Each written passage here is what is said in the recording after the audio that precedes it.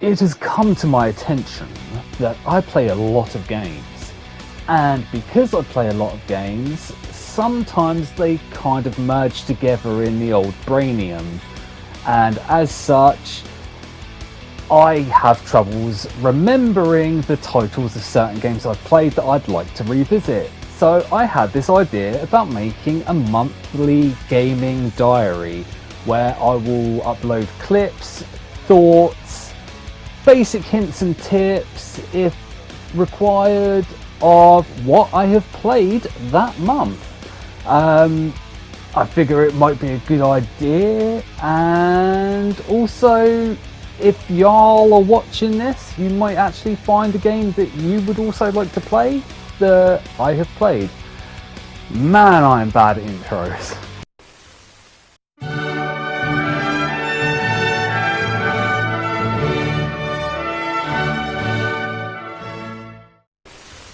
So first of all, we have Beneath the Earth Backrooms, which is honestly an insult to shovelware. It's that bad. It's based on the whole internet story, the Backrooms, which I'm not sure if it started off as an SCP thing or if it started off as a creepypasta of sorts, but it's quite an interesting lore to base a game on, and I don't see how they've ruined it so badly to make this pile of trash. So here we have the most boring ass title screen you'll ever see in a game with generic text. You've got play and settings. That's all you have the entire game. And I'm not joking, there is no continue. If you have to turn the game off for whatever reason, you've got to start back on level 1 out of 5 levels. And that becomes a problem, as I will demonstrate later in the game. And I just want to quickly show you the settings, because there's the option of music volume and voice volume, neither of which are actually in the game. It's crazy to me. So this is level 1 based on the generic The Backrooms lore. Like if you type in The Backrooms into Google Images, you'll probably find something a lot like this whole yellow wallpaper, office complex design. The whole point of the game is you have to find keys, open doors, essentially anyway. Like later on you have to find a lift key to go down an elevator, or a disk program thing to access a computer. There's basically no text other than like interact on anything, so you have no idea what you're picking up basically, unless like the trophy for the PlayStation pops up like, oh, you've collected your first thing or whatever.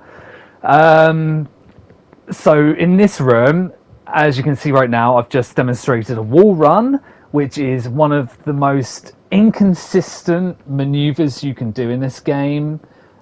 Like in level 4, which I'll show later on, you have to do wall running, and it sometimes works, it sometimes doesn't. And in the way that I said that if you have to walk away from the game for whatever reason, you have to start back on level 1. Even if you don't have to walk away, if you die in a level, you have to start back at the very beginning of that level. There's no checkpoints, no save rooms, nothing in this game. So now we're in level 2, and this is where we get the introduction of not being so alone anymore. And that guy actually made me jump when I first saw him. So I mean, that's pretty good that at least it gave me one kind of fright in the whole game. But like that thing, like honestly, he's quite broken for the most part, because if you crouch, he cannot hear you at all, which I actually learned a little bit later. Like it took me a couple of tries. Like on this attempt, for example, there I am just like, oh, there he is. And then he's running towards me. Oh shit, I'm gonna run. And then I died, yeah. By the way, that's the death screen. I dead. So here's a little thing. If you've got the flashlight equipped and then crouch, your character does this weird thing with his left hand. Like, what is that? Like, why are his fingers like that? It's weird, man. It's bizarre. To be completely fair to the game, I suppose level 2 wasn't that bad. Like, I feel like this was the pinnacle of the game. Like, level 1 was just repetitive as hell. Level 3, as you'll find out, is quite bland. And level 4 is just broken, like unfairly broken. And I didn't get to level 5, so yay for that. Level 2 all the way, and it's still shit. Level 3, baby. And like, yeah, so it starts off, I was like, ooh, this is kind of Silent Hill like. And yeah, this is basically all of the environment you get in this level. Yeah, the whole thing you do in this level is find map pieces for the beginning part, then you just open doors, turn valves. That's the level. That is the whole level. And level 4. This is where my journey ended, not once, but twice. Twice, you ask? How did that happen? Well, let's just say the first time that I played this, I was on this level, and I found there was a certain wall that had no clipping on it, and I fell through, ended up in the void of nothingness, and I had to shut down the game in order to restart, because when you press pause, there is no restart level or anything like that. And that is also how I found out that there's no continue option, so I had to do the whole game all over again. Ugh, annoying. But yeah, this level is completely unfair, like, and the wall running is just, as I've said earlier in the video, it's very inconsistent. So sometimes it works, sometimes it doesn't, and when you have a level like this has a lot of wall running necessary, it's not good. It's not a good thing. And just to show off what I mean by that, here's a bunch of clips back to back of the same thing. Even though I had like half an hour of these, here's just a small collection to the tune of Moonlight Sonata, which is a nice chilled song, to just go the opposite way of how much rage I was feeling at the time.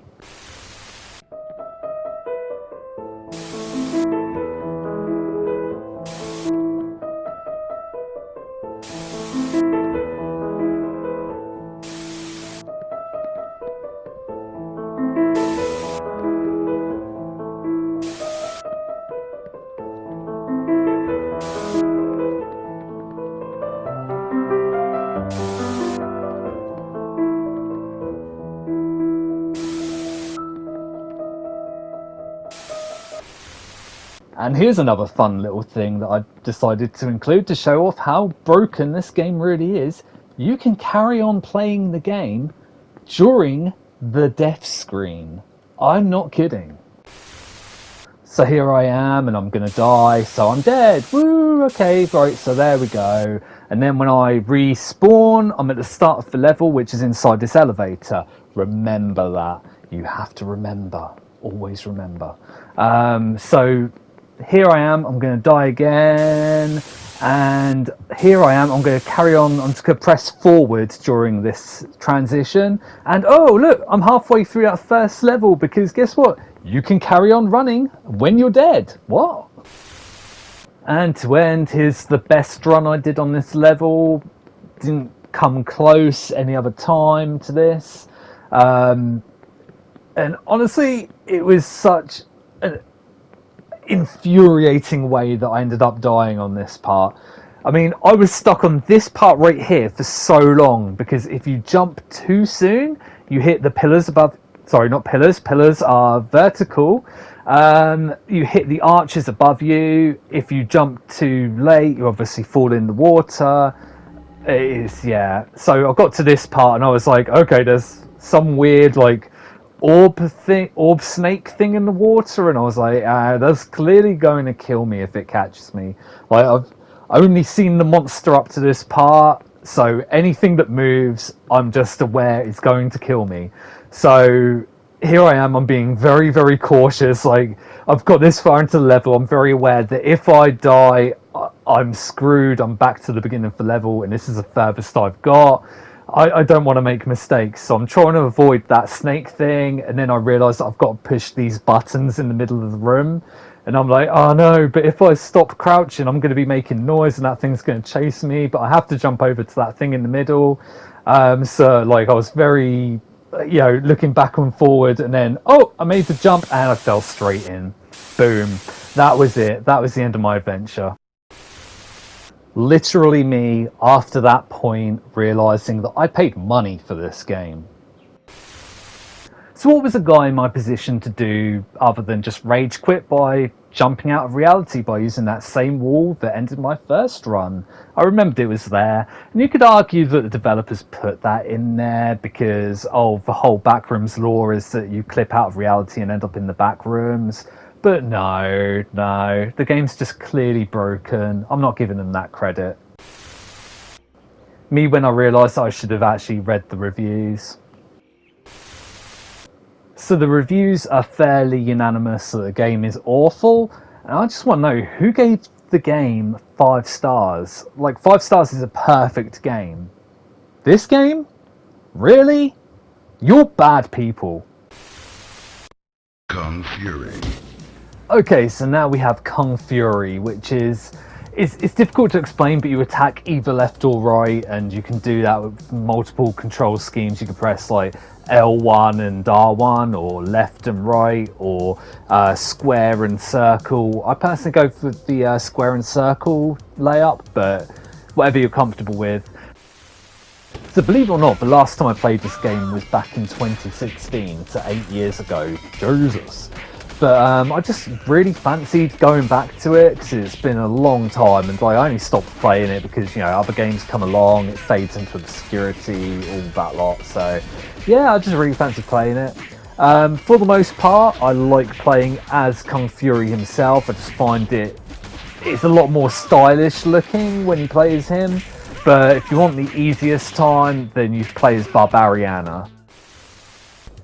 So the reason why Barbariana is the best character in the game is after every 4 attacks, she powers up, which is what that glowing red and being on fire means.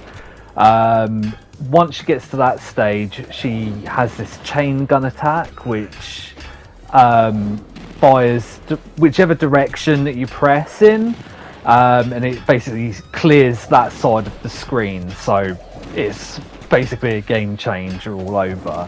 The different enemies you've got in the game, you've got these masked standard Nazis, which are like a one-shot kill. You just hit them once, they die. You've got the blonde ones, which take 2 attacks to die. You've got the female Kung Fu masters, which are the ones in the white skis. They teleport, so you have to attack once towards them, then the opposite direction, then the opposite direction again. And then you've got the red-gied Kung Fu masters, the male ones. Those ones you have to attack in their direction and then the other direction, wait for them to come back to you, do exactly the same thing, and then wait for them to come back to you and then attack them again, so it's like a 5-hit thing. Also you've got the robots, which are like the blocks with legs, which take 4 attacks before they die. So you need to remember how each enemy dies whilst they're all rushing towards you from both sides of the screen. It gets so manic and you just feel the panic towards the end, but it's also a hell of a lot of fun and keeps your reflexes strong. Obviously if you keep playing it, you just get better and better. I feel like I hit my limit though. I just can't seem to get past like around the 250,000, 300,000 mark. And as for the bonus, like combo multiplier thing, I just cannot seem to get past. I can't even get over the 100 mark at this point. It's very hard. So I got the majority of the trophies back in 2016, but these last 2 were really irking me, and I managed to get 1 new one! Although I still cannot get this 200 times bonus. I mean, this is the closest I've got, and it's still miles off.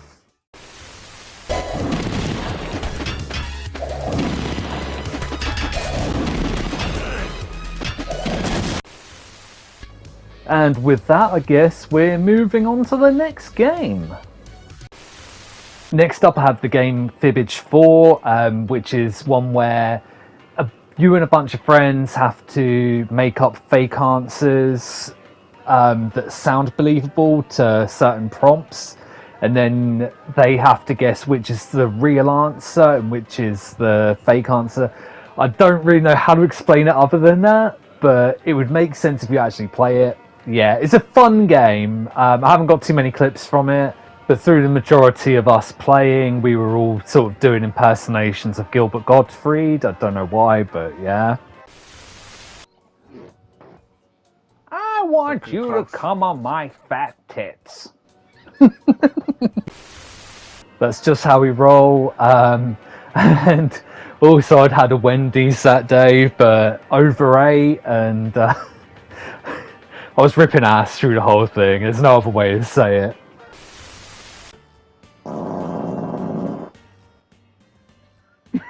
That more thunder out of John's arse? No? Dude, you gotta change your pants, change your drawers, change your address. I like how you did the courtesy mute the first time. It's like, we all friends here, I'm a rip ass. I'm a rip ass so good. Literally, I've been muting myself quite a lot, because literally, this is the frequency they're coming out right now.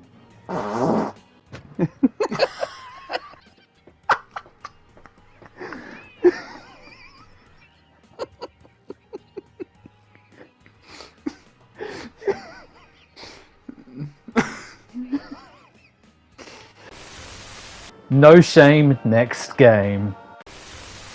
So next up we have Kingdom's Dungeon Rage, which is one of those kind of troll games, a bit like I Wanna Be the Guy on the PC, and I love this kind of stuff. So this is one of those games that will attract trophy hunters, because you can get the Platinum Trophy in about 7 minutes, because all you have to do is get to level 30 and up it pops. But there's actually 180 levels in this game, and because I enjoyed it, I decided I wanted to complete the whole game, a bit like with another game like that, which was called Gravity Duck, which it sounds so sad, but it's actually quite an enjoyable game, and like it's quite an easy platinum, but like it's also a good game that's worth finishing. So yeah. Saying that though, I didn't actually get to 180. I got stuck on 175 because I don't know if the game was glitching or what, but roll the clip. So this is me actually going into the level, and just straight off I'm just stuck between these two portals, and I've tried everything. I've tried restarting multiple times, tried uninstalling, reinstalling, tried holding left for a minute, tried holding right for a minute, tried jumping repeatedly, tried pressing start because I didn't know what else to do at that point, and just nothing seemed to work. And you know, I was like this for a very long time, like if we were to fast forward right now. So as you can see, I was clearly here for a very long time. I even tried the Konami code during this time because I was just like, what else could it be to get through this level? For the most part, I love the little trolls that the game throws at you. Like, there was a couple of times it did make me laugh, like, oh my god, I can't believe that just happened.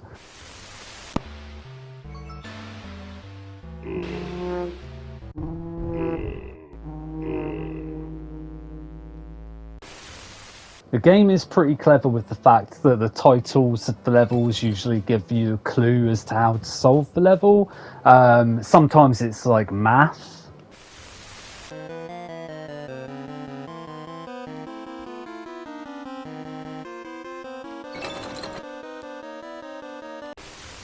Sometimes it's logic.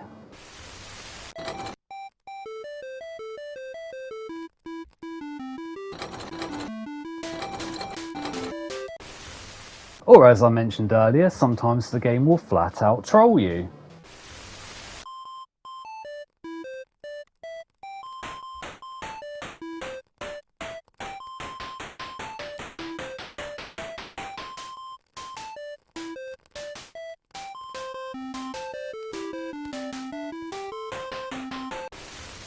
Another instance being like this one here, where the gate is already unlocked, but when you collect the key, it locks the gate.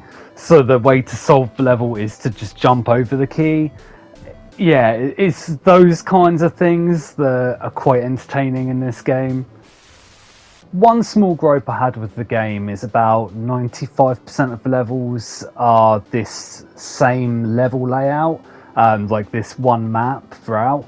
And of those, about 5% or so are like generic A to B victories with no gimmick, or there's a gimmick to it, but it's completely irrelevant. Like there's a time limit or something, but the time is more than reasonable, like way more than reasonable.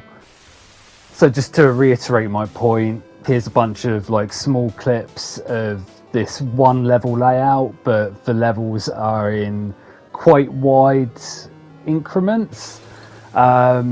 So although you can see that there are different gimmicks on these, they are that one map throughout. But jumping back onto the praise train, I will say this level caught me off guard quite a lot, because as you can see, it's not only upside down, but also you can't see the platforms, you can't see the walls, you can't see the spikes, you can't see nothing. And yeah, I thought that was quite a good little gimmick in this level. And you know, it's one of those things, it's like a memory test in a way, and then once you actually solve it, you're just like, huh, there we go, I did it, I did that level, woo! And it's just, yeah, positive vibes. In level 78, you get introduced to like this bumblebee that has a mustache and human face. I'm not sure if it's like a reference to another game that this company's made, or if it's some other kind of Easter egg. It feels very Easter egg-ish, but I'm not entirely sure myself. But yeah, it just, I don't know, it seems a little bit outside of the norm of this game.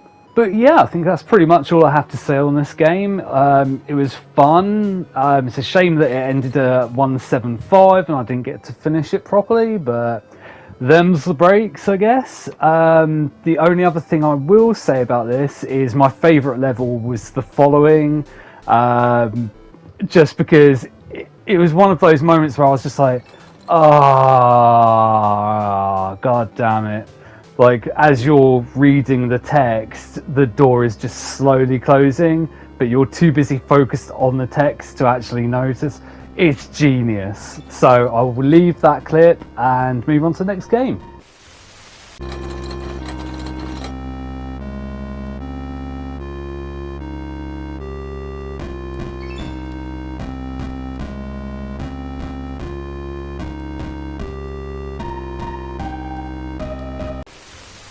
And lastly, we have this fun title called Bum Simulator.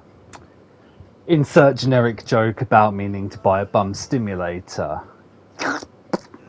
Come on guys, grow up and see if I'd make that joke. But in all seriousness, I did actually have a much better time with this game than I thought I would. Welcome everybody to the land of Bumsville. So you start the game as a bum with your pal Carl Cartman, and you know what, I'm just going to let Carl explain it, he does it better, so yeah. I'm Carl Cartman, your best pal! At least I was, until Evil Way Corporation turned me into a shopping cart. Now we have to get my body back. Oh, and your brain, too. They cut out, like, half of it. Possibly more. The game's honestly, like, so much fun. It's just a manic playground. It's got ragdoll physics, which is basically a win for me every time.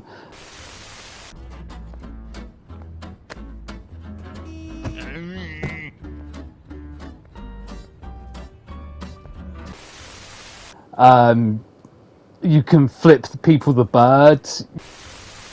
You're not worth my time.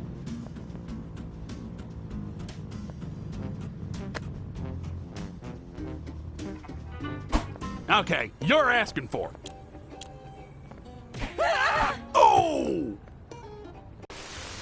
You can even pee on them if you want. Oh, good idea! Try to piss him off! Or better yet, on him! You're gonna regret that.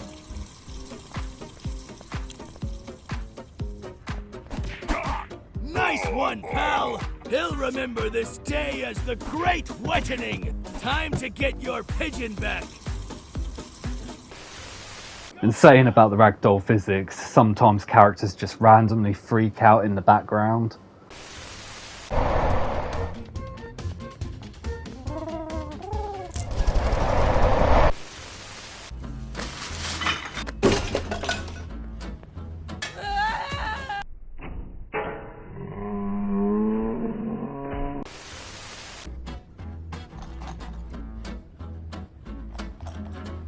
Yup. Dialing 911 right now. I'm calling the cops. Send your best officer. There's a bum here who needs beating up.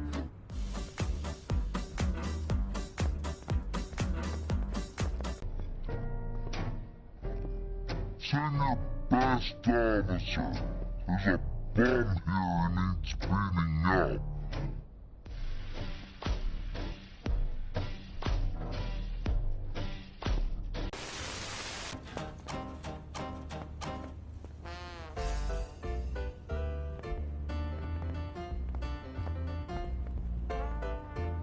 Go bother someone else.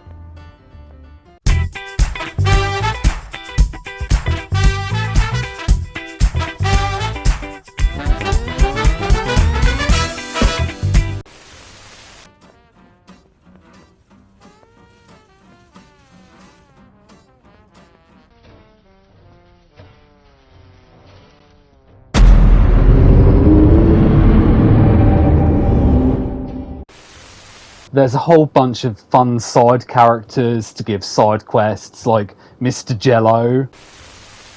Why not go and ask my competition for freebies? They can afford it. All my customers already left to those fuckers. And one's trustworthy, more professional, more not a mentally unstable clown with a hook for a hand. Fuck you, and have a jolly day. And this guy, Take out your willy and urinate on the people wearing fancy suits. There, I said it. Do this and you will get your reward. although this asshole seemed to have a personal vendetta against me. Bald people, no hair. It's a serious illness that I wish to examine closer. Some men grow beards. Why? It's illogical, impractical, pointless. Oh, and this lovely lady cop. Hey, you sweet Bond bum. I'm here to return the favor. Let's get you inside, shall we?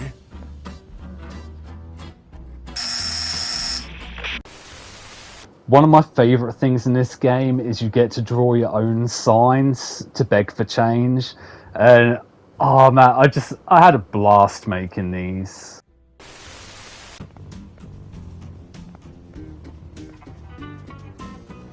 Perfect! A masterpiece!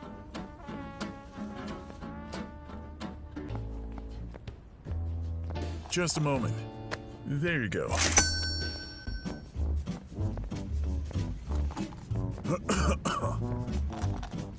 Oh, you poor unfortunate soul.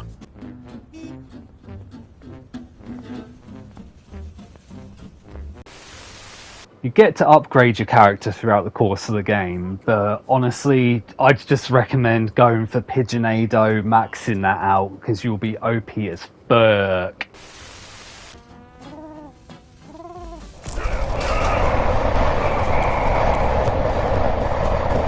Thanks, man. You're the best. I owe you big time.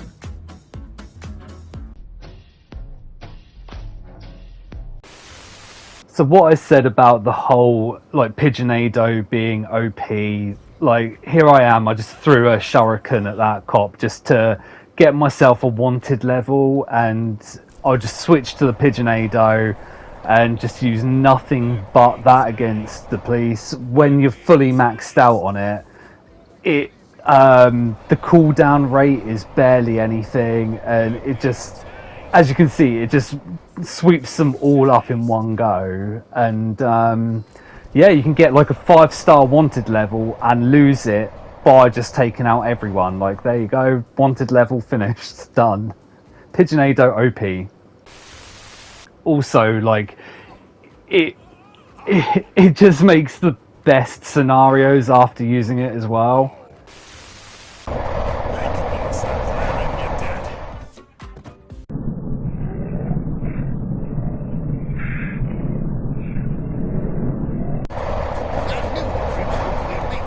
You can count on me.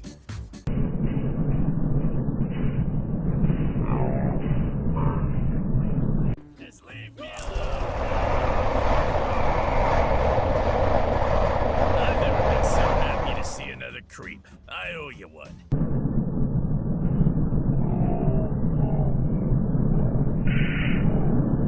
Sorry for the trouble. I'll make it up to you, I promise.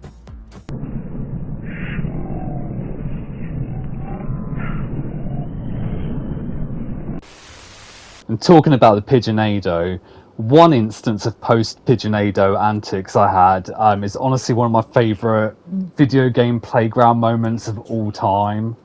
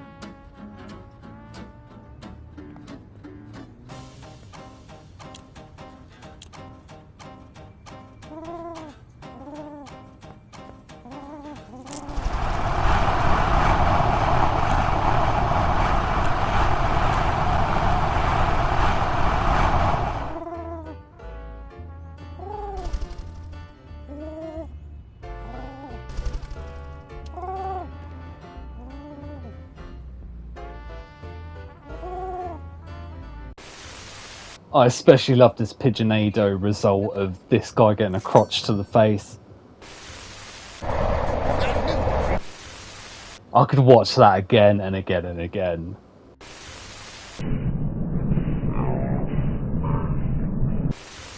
And saying about moves, there is also this nice Skyrim reference with the Fusto beer.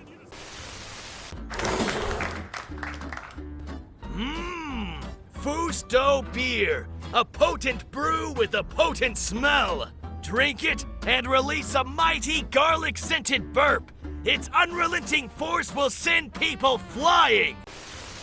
You can just find amusing shops everywhere.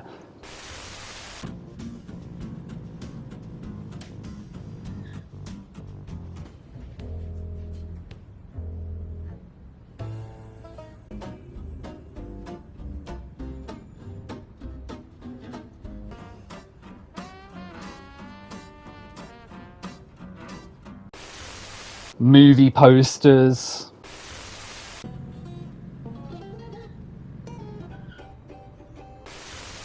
And street vendors. Do you find dogs hot? Because I do. How about some tasty white balls to put in your mouth?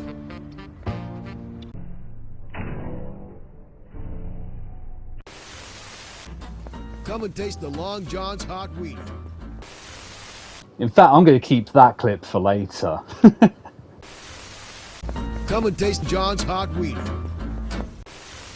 Now let's talk collectibles in this game, namely the feathers. There's 50 of these to collect in the game. Now, if you're like me and you don't use guides, You're going to have just the best time finding all these. I say with the utmost sarcasm. I clipped this just because this was like my last feather and I just found it and I was like, yay, finally. But yeah, oh man, this just brought back instant Assassin's Creed 2 collectible trauma triggering. But yeah, 50 of 50 did that shit. And also the game has honestly one of the best insults I've ever heard. One more word, and I'll gag you with the spoon. What else? What else? What else? Oh! There was this guy who is a little bit worrying. He seems the type to tell his friend not to come to school tomorrow. Shh. Hear that? They're laughing again. Know why? Do you? Because I know. And I can promise you that soon I'll be the one laughing. You get laughed at too, right? I can see it in your eyes. I say, let's get back at them. Help me make them regret. So all in all, such a fun game. I had a blast with it, and yeah, looking forward to next month's collection of games now. I was going to end the video there, I was, but as I was editing, I came up with this idea to make Beneath the Earth Backrooms from the beginning of the video just that tiny bit better than it is.